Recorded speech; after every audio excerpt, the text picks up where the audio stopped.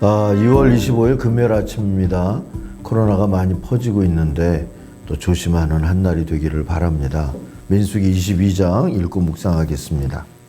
이스라엘 자손이 또 길을 떠나 모압 평지에 진을 쳤으니 요단 건너편 곧 여리고 맞은편이더라. 십볼의 아들 발락이 이스라엘이 아모리인에게 행한 모든 일을 보았으므로 모압이 심히 두려워하였으니 이스라엘 백성이 많음으로 말미암아 모압이 이스라엘 자손 때문에 번민하더라. 미디안 장로들에게 이르되 이제 이 무리가 소가 밭에 풀을 뜯어먹음 같이 우리 사방에 있는 것을 다 뜯어먹으리로다 하니 그때에 십볼의 아들 발락이 모압 왕이었더라. 그가 사신을 부올의 아들 발람의 고향인 강가 부돌에 보내어 발람을 부르게 하여 이르되 보라, 한 민족이 애굽에서 나왔는데 그들이 지면에 덮여서 우리 맞은편에 거주하였고 우리보다 강하니 청하건대 와서 나를 위하여 이 백성을 저주하라. 내가 혹 그들을 쳐서 이겨 이 땅에서 몰아내리라. 그대가 복을 비는 자는 복을 받고 저주하는 자는 저주를 받을 줄을 내가 알미니라. 모압 장로들과 미디안 장로들이 손에 복채를 가지고 떠나 발람에게 이르러 발락의 말을 그에게 전하매 발람이 그들에게 이르되 이 밤에 여기서 유숙하라. 여호와께서 내게 이르시는 대로 너희에게 대답하리라. 모압 귀족들이 발람에게서 유숙하니라. 하나님이 발람에게 임하여 말씀하시되 너와 함께 있는 이 사람들이 누구냐? 발람이 하나님께 아뢰되 모압 왕 십볼의 아들 발락이 내게 보낸 자들이니이다. 이르기를 보라, 애굽에서 나온 민족이 지면에 덮였으니 이제 와서 나를 위하여 그들을 저주하라. 내가 혹 그들을 쳐서 몰아낼 수 있으리라 하나이다. 하나님이 발람에게 이르시되 너는 그들과 함께 가지도 말고 그 백성을 저주하지도 말라.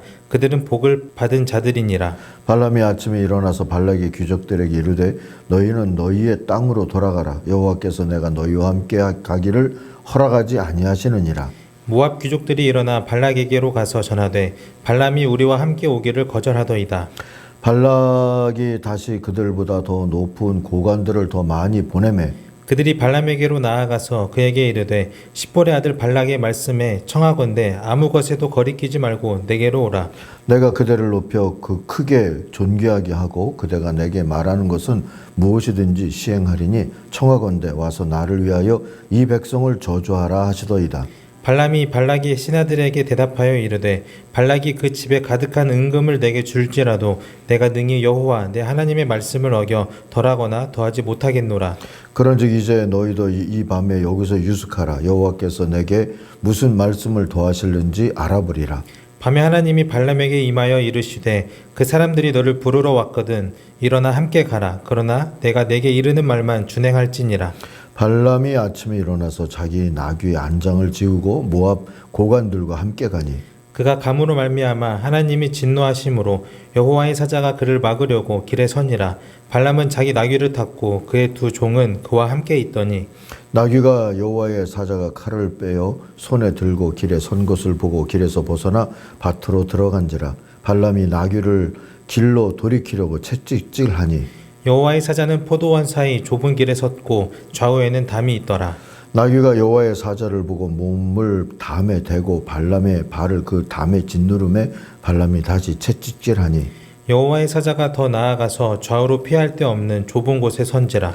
나귀가 여호와의 사자를 보고 발람 밑에 엎드리니 발람이 노하여 자기 지팡이로 나귀를 때리는지라. 여호와께서 나귀 입을 여시니 발람에게 이르되 내가 당신에게 무엇을 하였기에 나를 이같이 3번을 때리느냐. 발람이 나귀에게 말하되 네가 나를 거역하기 때문이니 내 손에 칼이 있었다면 곧 너를 죽였으리라. 나귀가 발람에게 이르되 나는 당신이 오늘까지 당신의 일생 동안 탄 나귀가 아니냐.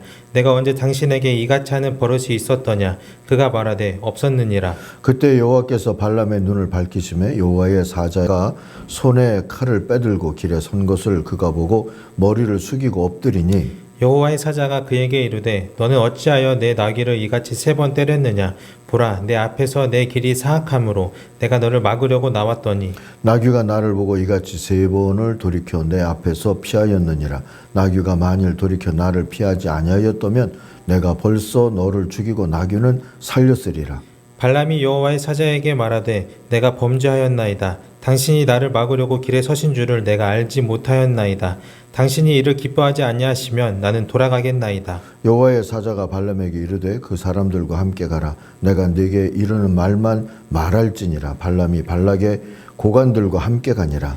발락은 발람이 온다 함을 듣고 모압 변경의 끝 아르논 가에 있는 성읍까지 가서 그를 영접하고 발락은 발람에게 이르되 내가 특별히 사람을 보내어 그대를 부르지 아니하였느냐 그대가 어찌 내게 오지 아니하였느냐 내가 어찌 그대를 높여 존귀하게 하지 못하겠느냐. 발람이 발락에게 이르되 내가 오기는 하였으나 무엇을 말할 능력이 있으리이까 하나님이 내 입에 주시는 말씀 그것을 말할 뿐이니이다. 발람이 발락과 동행하여 기럇 후솥에 이르러서는 발락이 소와 양을 잡아 발람과 그와 함께한 고관들을 대접하였더라. 아침에 발락이 발람과 함께하고 그를 인도하여 바알의 산당에 오르매 발람이 거기서 이스라엘 백성의 진 끝까지 보니라. 아멘. 아멘. 오늘 묵상 제목은 정신 차리고 살자입니다. 22절이 요절입니다. 그러나 그가 길을 나서는 것 때문에 하나님이 크게 노하셨다. 주님의 천사가 그의 대적자가 되어서 길에 서서 가로막았다. 발람은 자기 나귀를 탄 채로 있었고 그의 두 종이 그와 함께 있었다. 자, 이스라엘은 모압과 암몬 사이 아모리 사람들이 살던 땅을 차지하게 됐죠. 1절 보시면 요단강을 건너가면 여리고입니다. 말씀드렸잖아요. 에돔이 있고 모압이 있고 그 다음에 아모리 땅인데 이 아모리 땅을 지금 이스라엘이 차지한 겁니다. 그 위에는 암몬이고요. 건너가면 여리고예요. 그러면 여리고 사람들이 떨어야 되는데 그런데 오늘 말씀 보니까 요 밑에 있었던 돌아왔던 이 모압 사람들이 긴장을 하고 떨게 되었습니다.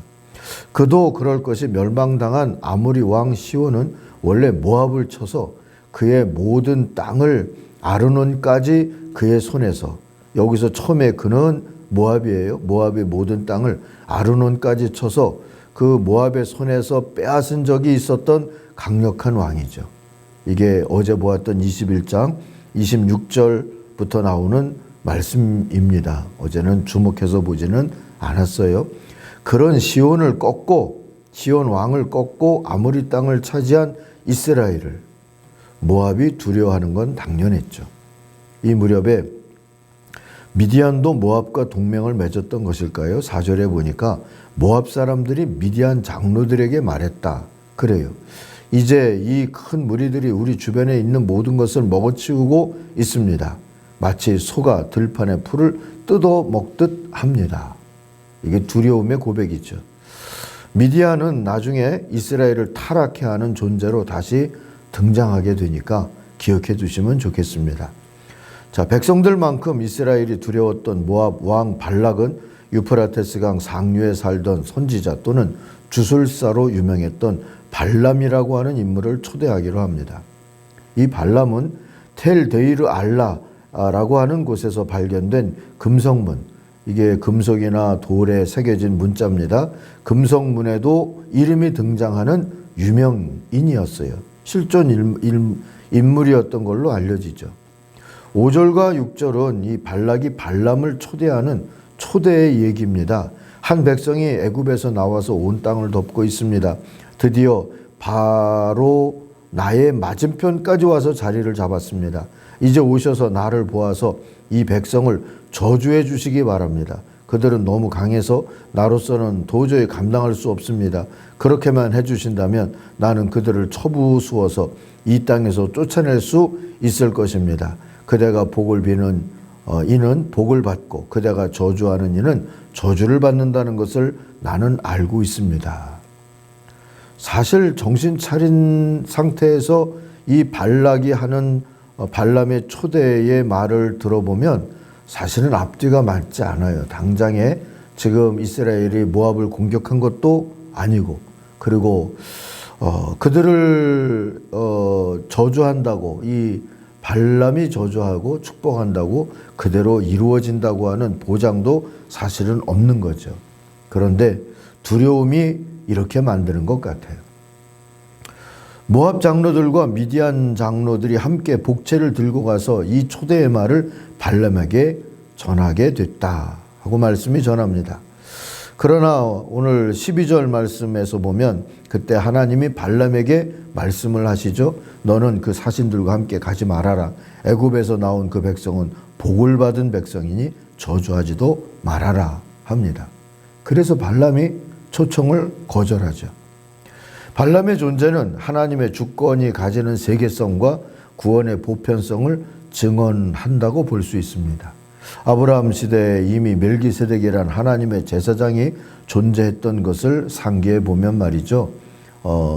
이렇게 보는데 별 문제가 없죠. 꼭 이스라엘의 역사 속에만 갇혀 있는 하나님과 하나님 신앙은 아니었다는 뜻입니다.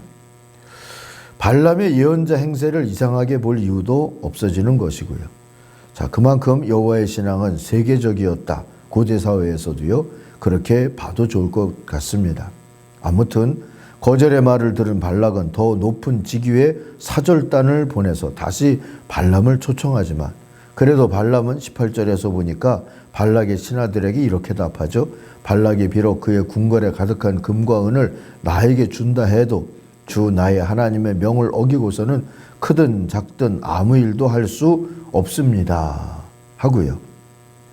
다만 발람의 다음 말은 뭔가 찝찝한 여지를 하나 남깁니다. 19절을 보세요. 그대들은 오늘 밤은 이곳에서 묵으십시오. 주님께서 나에게 무엇을 더 말씀하실는지 알아보겠습니다. 하나님의 뜻이 분명히 드러나 있는데도 불구하고 또 주님께 무엇을 더 들을 수 있는지 하고 하룻밤에 말미를 부었다는 게 조금 찝찝하다 하는 얘기입니다.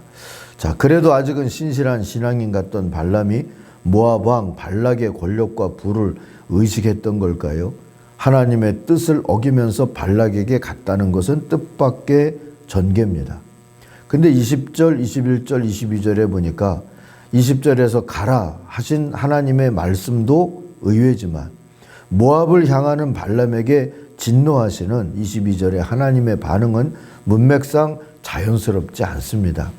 문맥에 숨은 하나님의 진노의 이유는 우리가 상상할 뿐이지만 이 발람이 탐심으로 인해서 하나님이 하라 하신 말씀만 할 것 같지 않은 그것을 넘어서서 뭔가 말을 할 수도 있었을까요? 하나님이 그렇게 보셨을까요?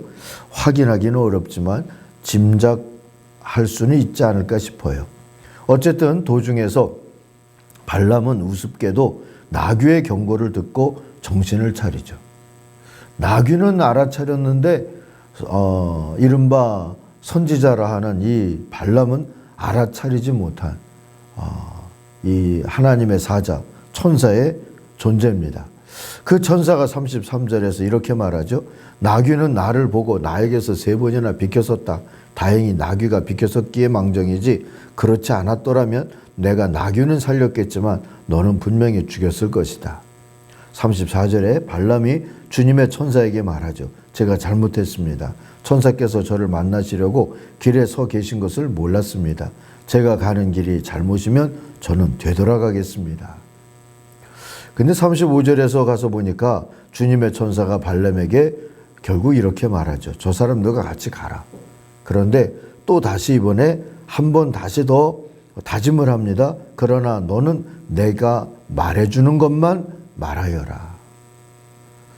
더 이상 사람들이 너를 추워준다고 또는 많은 네 탐심에 흡족할 만큼의 물질을 준다고 그들이 원하는 답을 해주려고 하지 말아라.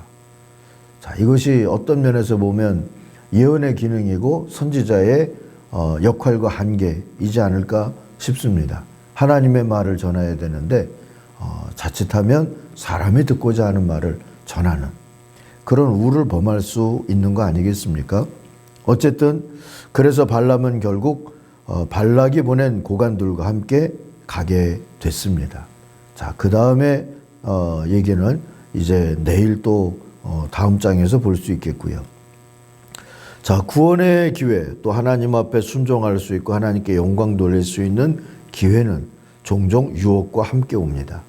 재물과 권세를 바라는 사람은 그래서 영적 분별력을 잃어버리고 하나님의 뜻에 반하기 쉬운 그런 영적 약함을 노출할 수밖에 없습니다. 그러므로 성도라면 영적 각성을 위해서 자신의 탐심을 다스리면서 살아야 합니다. 그게 성도가 성도로 살아갈 수 있는 강건함일 것이고요. 하나님이 허락하여 주시는 예언의 은사를 감당할 수 있는 겸손함이 될 겁니다. 고린도전서 16장 13절을 기억하고 기도하겠습니다. 깨어 믿음에 굳게 서서 남자답게 강건하여라. 그리고 모든 일은 사랑으로 하여라 하셨습니다. 우리가 그렇게 살아가는 또 한 날이 되기를 바랍니다. 기도하겠습니다. 하나님 아버지, 구원의 기회, 순종의 기회, 영광의 기회와 탐심과 유혹에 넘어질 수 있는 그러한 때를 잘 분별할 수 있는 지혜를 우리에게 주시옵소서. 특별히 이 시대의 교회와 성도들, 또 교회 리더십이 된 목회자들과 교회 항존 직분자들을 하나님이 붙잡아 주셔서 세상을 살아가는 동안에 정신을 차리게 하여 주시고 눈을 밝혀 주셔서 하나님의 인도하심과 하나님의 본심을 헤아리며 살게 하여 주옵소서.